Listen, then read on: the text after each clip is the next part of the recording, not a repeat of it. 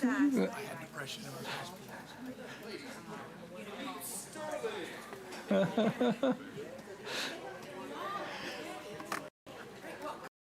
Well, I'm told it's time to begin, and there's a one-page handout. There's one on the chair as you come down the aisle, and also one up front here if you want to go ahead and grab one. Yeah.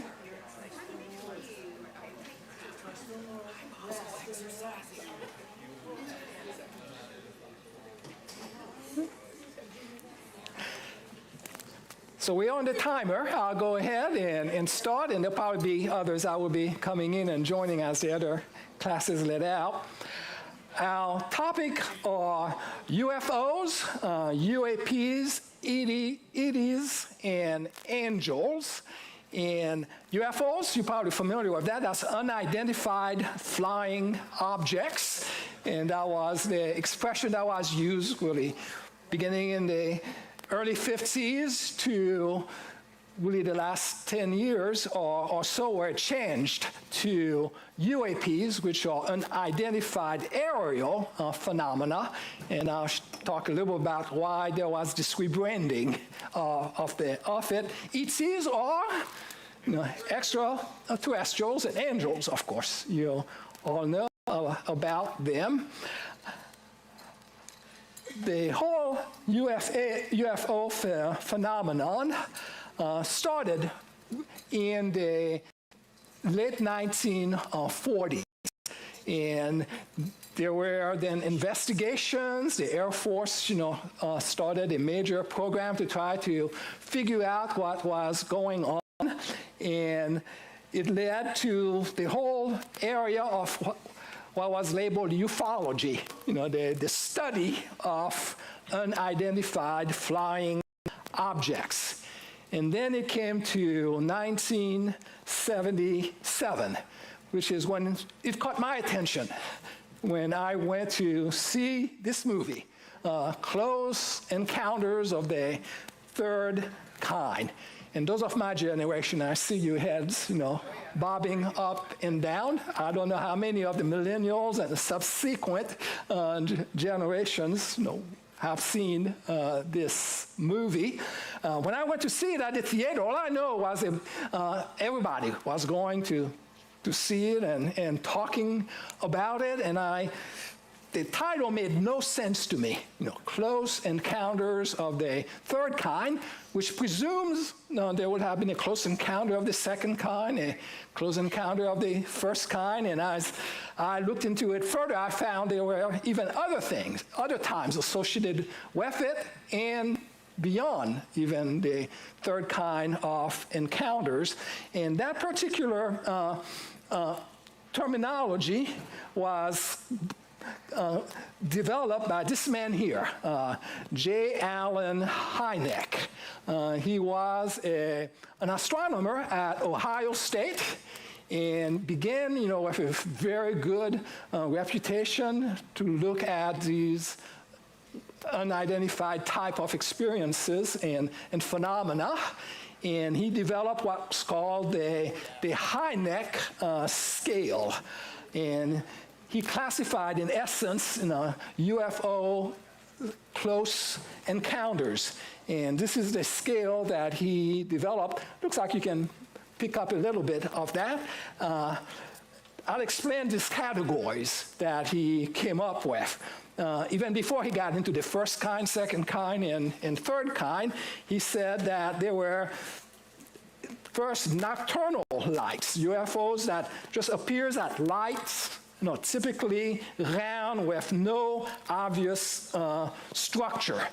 And just the lights that you see floating around. And there's a place in Texas that's well known for its moving lights. There's a natural explanation for it, but it became a famous place.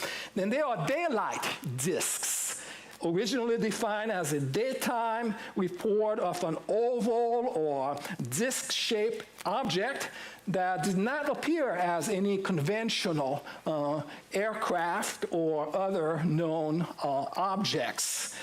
And then there were all these radar visual sightings that included radar detections, blips, on the radar screen, but unexplained and not verified as to what they possibly, could have been. And those radar visuals typically involve the military as well. Aircrafts and others, having those blips, come up on their screens.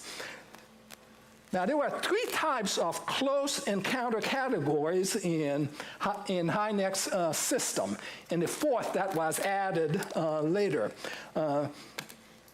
Close encounters of the first kind. Those were sightings where the UFO, whatever its appearance, comes near enough to a witness. Typically, what he said, within about 500 feet, and the details of the UFO could be readily observed, but there was no interaction with the witness or the environment. So you could see something, a disc shape, something, even a metallic type of thing, but yet no direct interaction occurring. Then you come to the close encounters of the second kind, and those are the sightings where the UFOs cause an effect on the environment or on the witnesses or animals.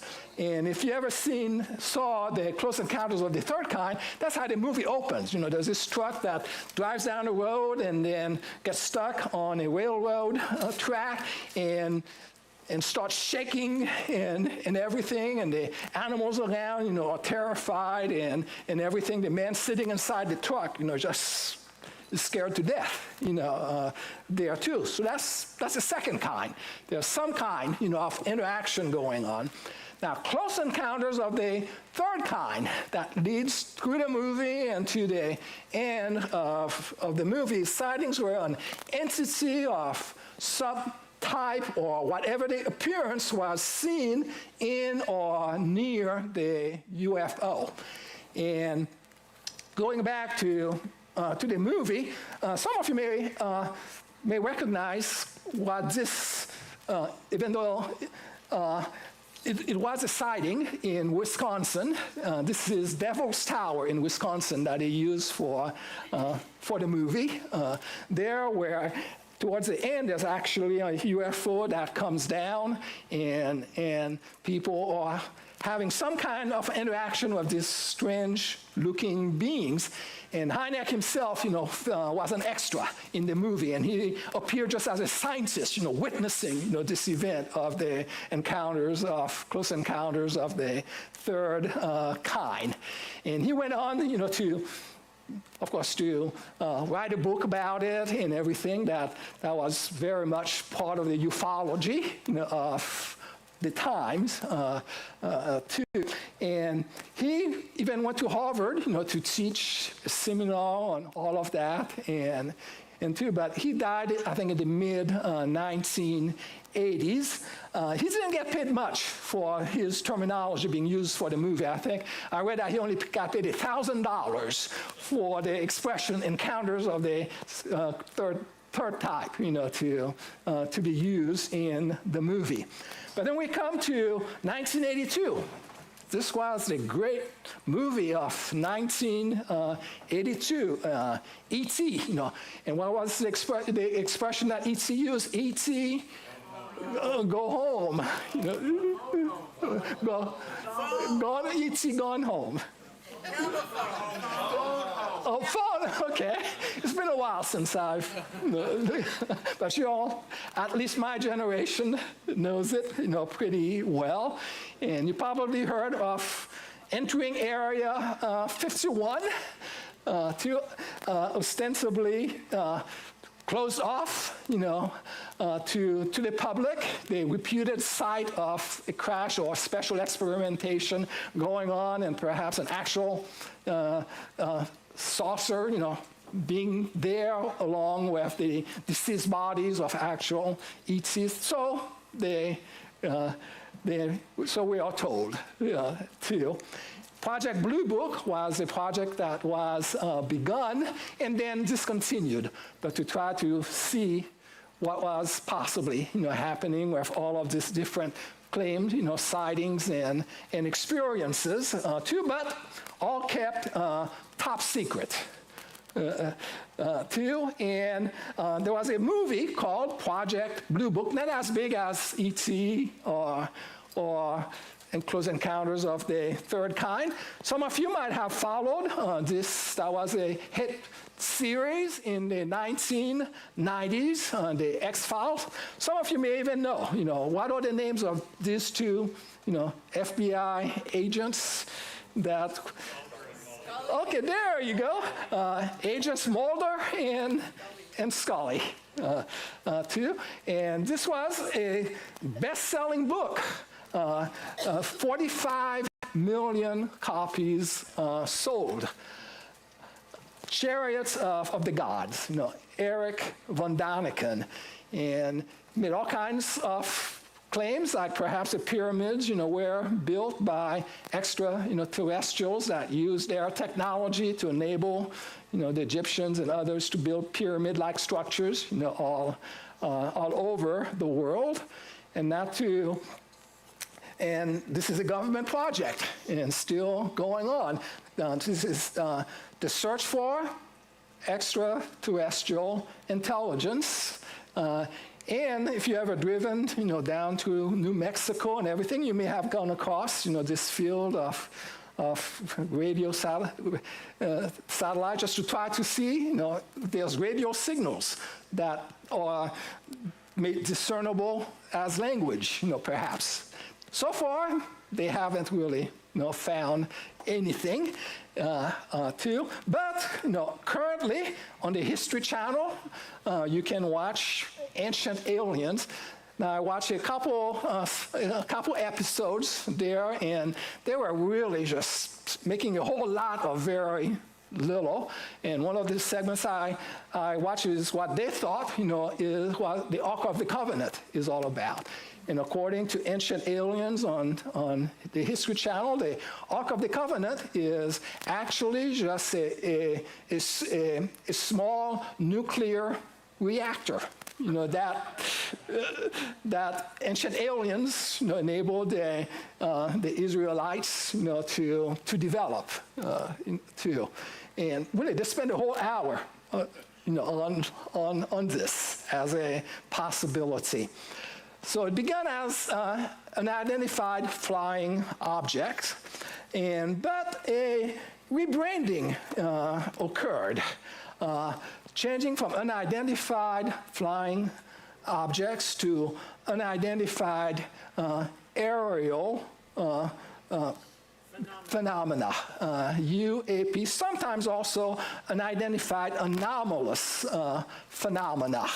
And it's the official term that's used now to describe objects detected in the air, in the sea or space that defy easy explanation. UFO originated in 1952, and I don't have an exact date when this rebranding occurred, but it occurred sometime, I think, within the last 10 years, where it began to be used. And this last year, there were congressional hearings and release of information by the government and release of footage of pilots, queuing in on these objects which were moving at fantastic speeds in comparison to how they were, moving and making sudden turns, going from a complete horizontal velocity and making a sudden horizontal turn and flying off in seconds, entirely out of sight. And they could provide no explanation, for that, but they had them on boxes, and you may have seen some of those clips, occurring. Here's just it's one shot, and this is a release of the U.S. government on that, and I didn't have a video of it, I didn't record a video of it to put on, but this is just a screenshot of something they had. And 3 years ago, or 4 years ago, in 2021, was when the government released this preliminary assessment of unidentified aerial phenomena. And this is from the Office of the Director of National Intelligence. It's a 10-page summary, and you can Google it, and it will immediately come up, and you can print it off, if you'd like. This was classified at one time. This could only be found in Joe Biden's garage at one time, but it's accessible, to everyone at this time. And basically, I highlighted just 2 short paragraphs that really summarizes this 10 pages, as a whole.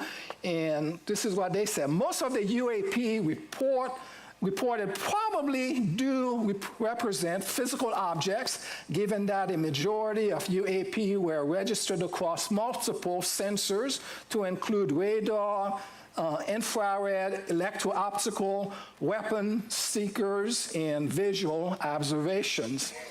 But UAP incidents really fall into one of 5 explanatory categories: airborne clutter, natural atmospheric phenomena, U.S. industry developmental programs, foreign adversary systems, and a catch-all other bin. And other just means we don't know what this is, but there's something out there too. But this makes good, good, interesting reading, and this was released with some of the congressional oversight, aspect where they asked for it, and finally they got this release from the Office of the Director of National Intelligence. Does the Bible say anything about unidentified aerial phenomena or extraterrestrials?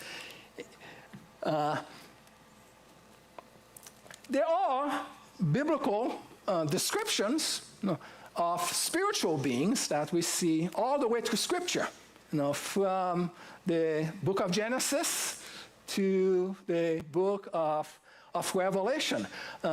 What's the first spiritual being that we are introduced to in the book of Genesis? Well, in chapter 3, of course, it's first of all the serpent, but that's kind of Satan, the devil, the serpent of old, masqueraded himself, through that. But who guarded the entry to the Garden of Eden once Adam and Eve were escorted out, or as some translations say, expelled out? But I think it was a gentle escort out, that they had, after the promises that were made in all. But it was a cherubim, and then a flaming sword, as well, there.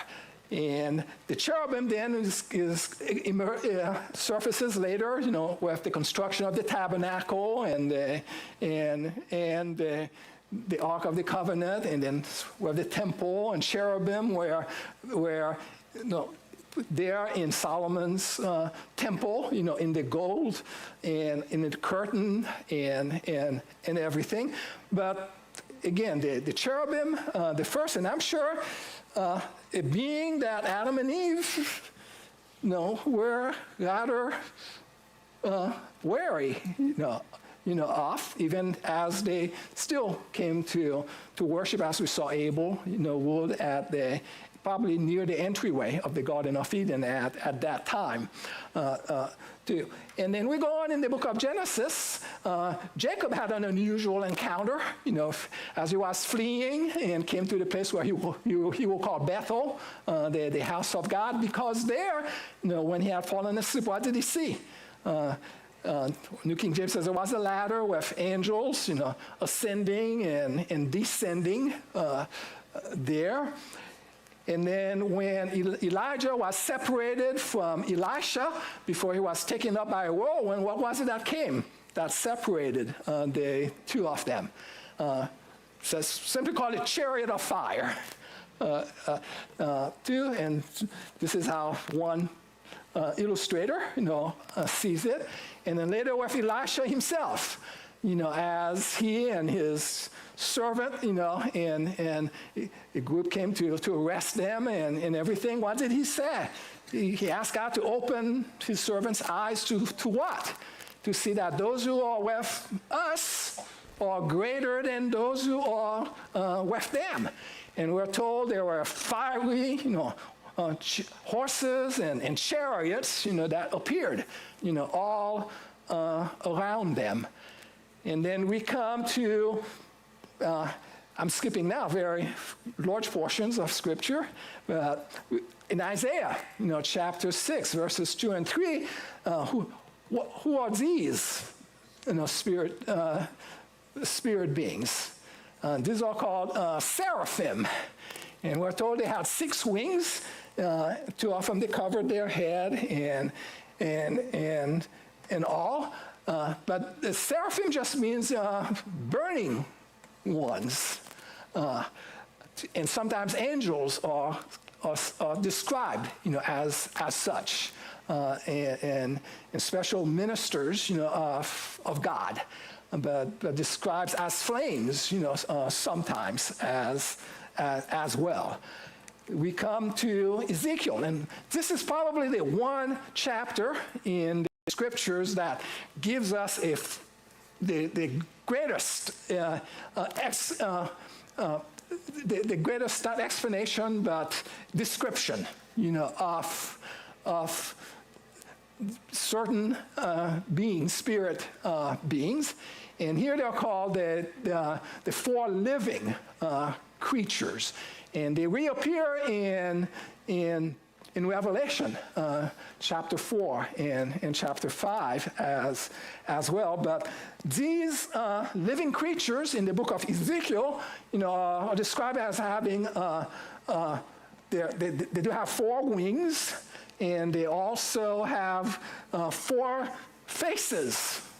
A face like a man, a face like an ox, a face like a lion, a face like an eagle, and all for this individual living creatures. A slightly different description is given in Revelation of them, where they're described as individually, separately, having a face of a lion, one having a face of a lion, one having the face of an ox, and so on. And associated with them were what?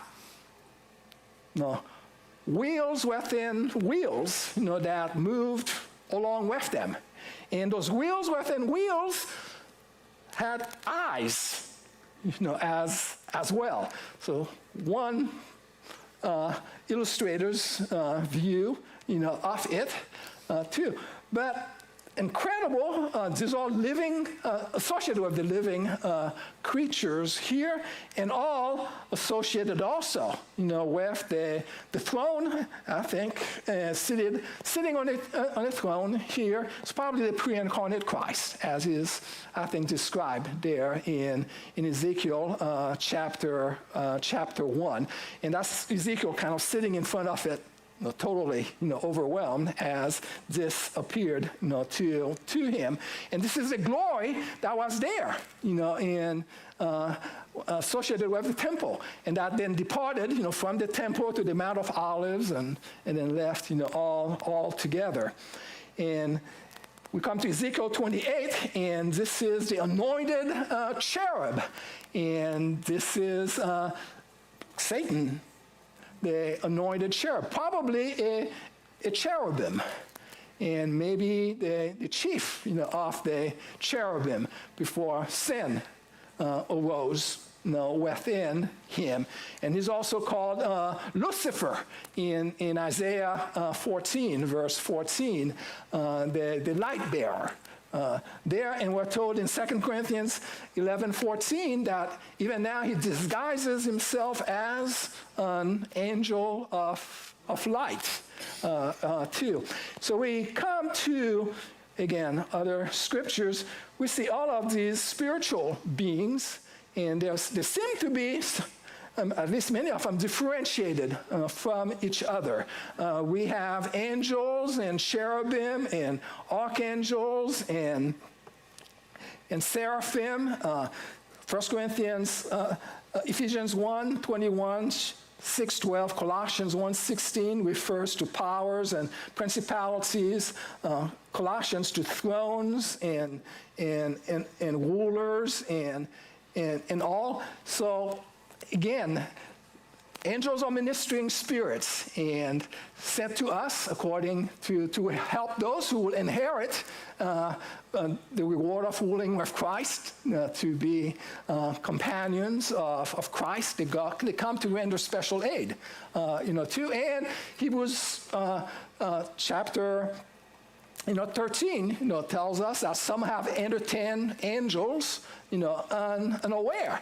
And so we should practice hospitality, much as Abraham did when these three figures came to him. One he recognized, I think, as the pre-incarnate Christ that had appeared to him before, but that time accompanied by two others. And when they came, he prepared a fatted calf, for them. And they sat down, they ate with him, and so forth. And even for now, we're told that in the heavenly Jerusalem, which we go to be present with the Lord, I think before the rapture even, but we're told there are myriads and myriads of angels there in Hebrews 12, verses 18 through to 24, and all. And then again, we come to Revelation, to the matter of the four living beings and the living creatures, and we are told, about this. Every now and then the veil is lifted to us concerning the whole host of spiritual beings that are involved in the affairs of this world. Daniel chapter 10, gives a glimpse of that. And I think Revelation 12 gives us in summary form, that whole history of angelic, influence in this world, both Michael and his angels and the devil, the Satan, and his angels, and that struggle even that goes on between the archangel and the dragon. And point in giving the summary, in essence, from Genesis to Revelation, there's an alien nature to these spiritual beings. Now, are they connected, to some of the phenomena that occurs, even now? Some theologians, do propose that certain UAP encounters may be manifestations of spiritual beings. In the early 80s, I remember hearing, okay, I did not write down his name, and all of a sudden, the apologetics professor, he was at DCS at Southern Seminary, Roman Geisler, yes. Thank you. Ellie was here earlier talking about, and Mark, about our brains, changing a little bit. My 70-year-old brain now does go back, go out every now and then. I'm trying to recall something. But he clearly posited himself that what was happening, even in the 80s and in popular culture and everything, he thought that was the influence of angelic beings. And later on, when he was testifying before the courts about intelligent design being taught in the school, the attorneys on the other side undermined his credibility by bringing up his quotes on the whole matter of UFOs and everything too. But recognizing angels as aliens in the sense of being non-human or otherworldly can offer a framework for understanding, explaining certain unexplained phenomena. But not all unexplained phenomena should be attributed to spiritual beings. Angels are non-material intelligent beings. They have no corporeal bodies, but however, under certain circumstances allowed by God, they can assume physical bodies. And again, Hebrews 13:1 says that some of you may have had an angel visiting you, just unaware of it. Now, Abraham was aware of it, when they came, and they ate with him, and talked with him, and all of that.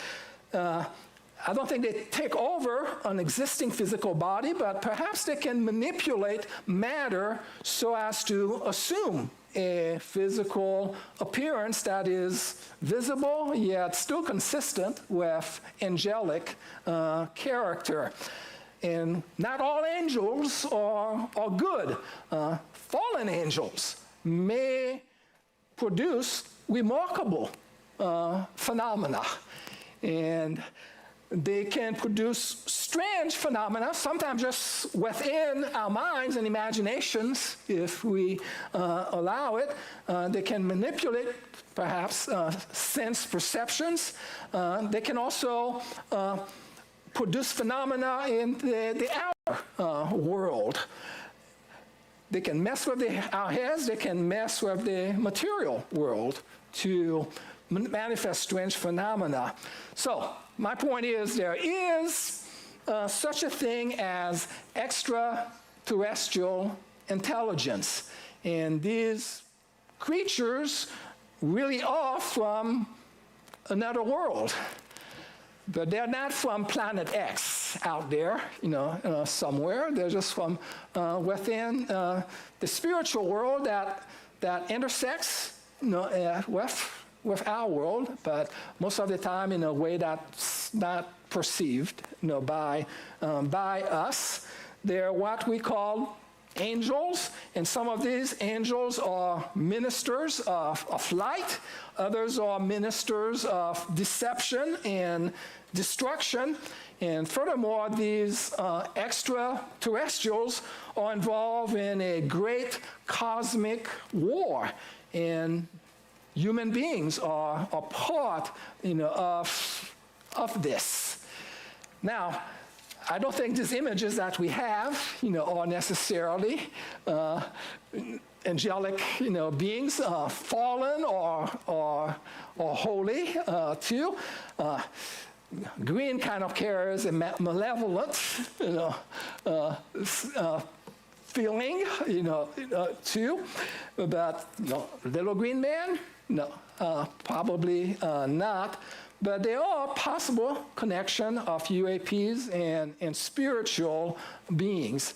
But I think we need to exercise a great deal of discernment and caution, concerning that. And again, this report by the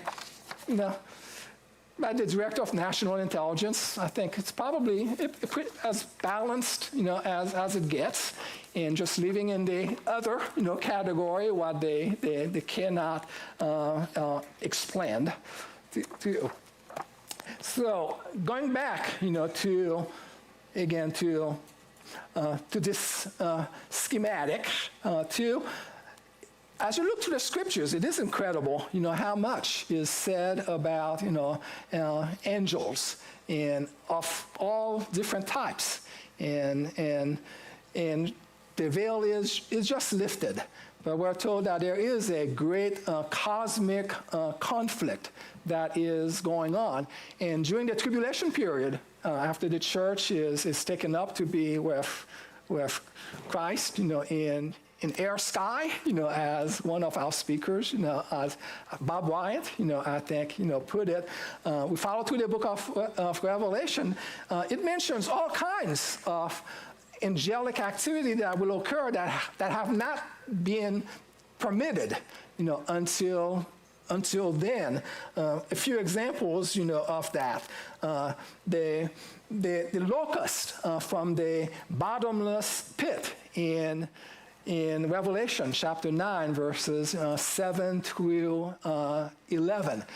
Now, the description doesn't seem to fit what we see as ETs, today, but there seem to be some kind of demonic, perhaps, creatures, of some kind that would be afflicting men, people on the earth, for a significant, amount of time. And then we're told about the 4 angels that have been bound, that are currently bound at where? The Euphrates River now, and they'll be released during the time of the tribulation too.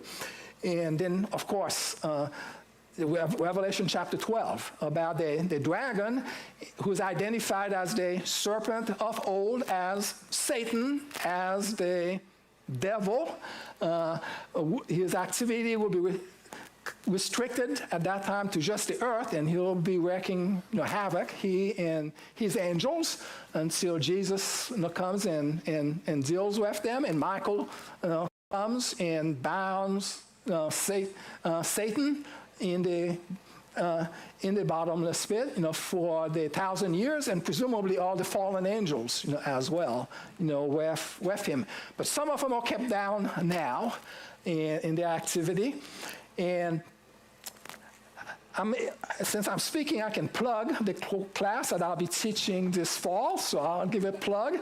So this fall, I'll be teaching the theology class on angelology and anthropology and hamartiology, and they're all connected there. But if you really want to get in, we'll be having at least 4 or 5 lectures, just on angelology there, and discussions, going there.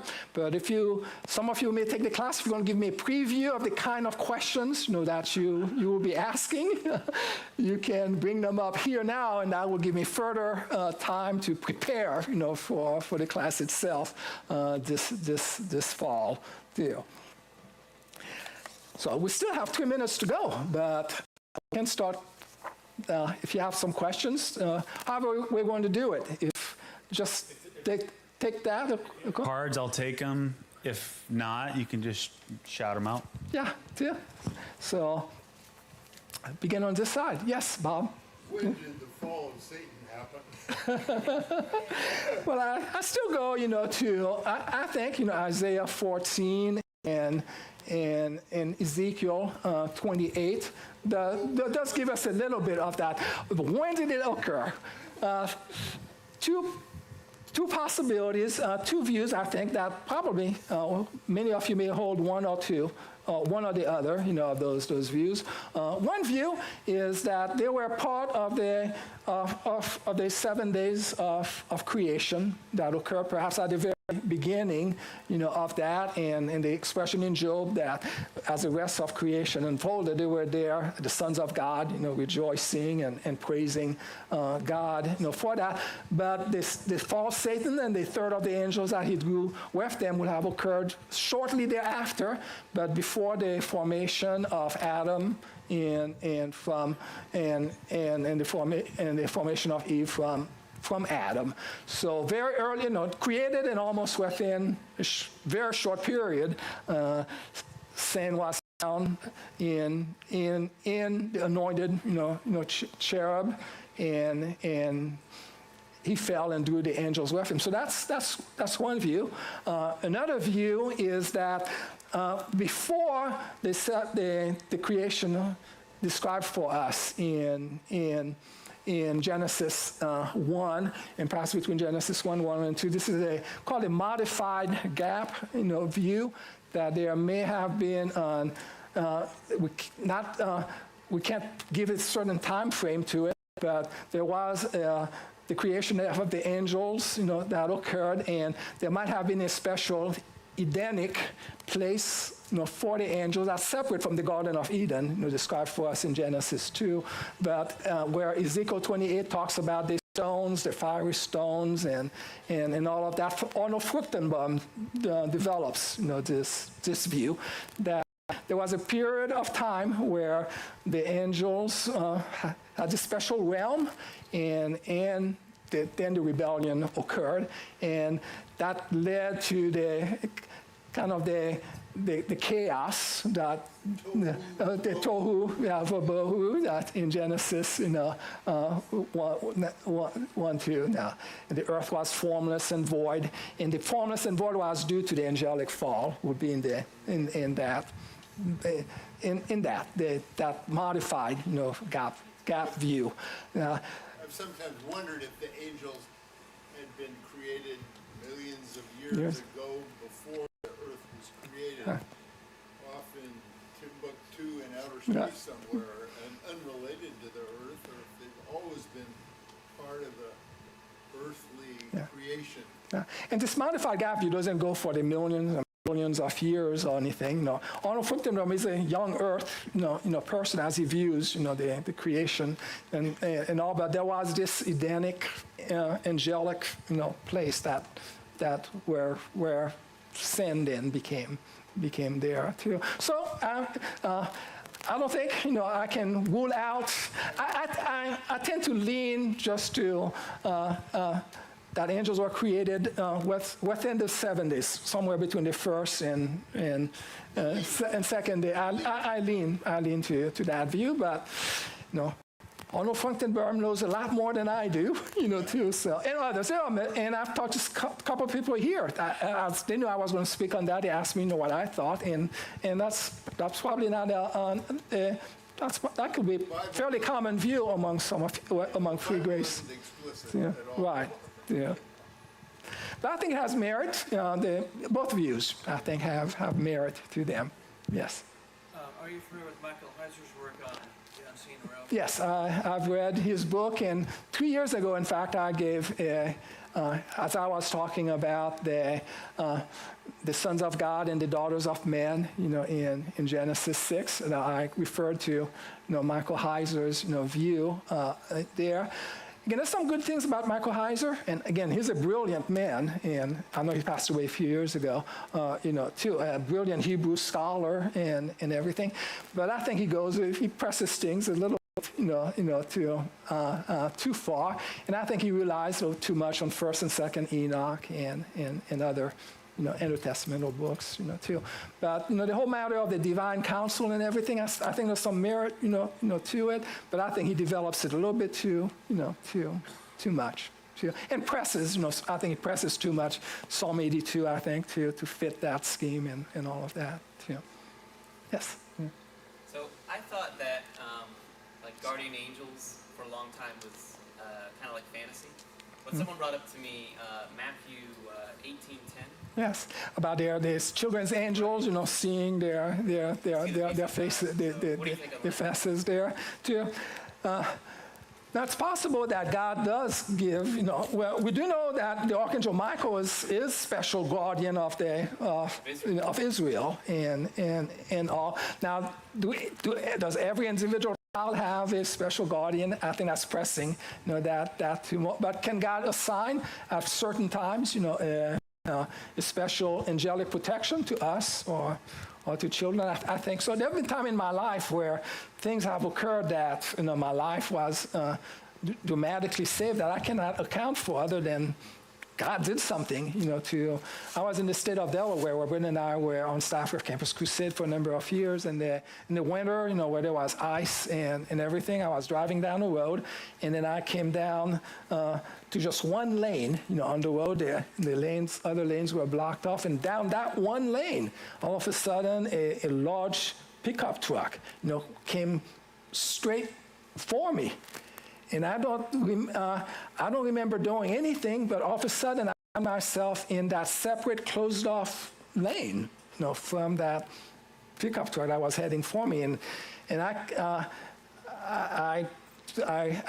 drove home, and Brenda told me I walked to the door and I was white, and I was shaking, too. And I can't explain, how I survived that, and I can't explain, the displacement, that occurred, but something, happened, too. Philippe, we're over. Already, so if okay. you want to do more questions, maybe we can. You can come up, sidebar. and there's nothing scheduled after this. So. Oh, there's not. Oh, there is a Q&A. After. Oh, this is a Q&A time. There's a Q&A with Bob and Ken, right? Yeah. Oh, so we do need to sorry, stop. Sorry, for not to about cut a it minute. off, but maybe we can do All a right, but sidebar. if anyone else. Got it. Well, great. I kind of, that side dominated. I missed hand raised there. But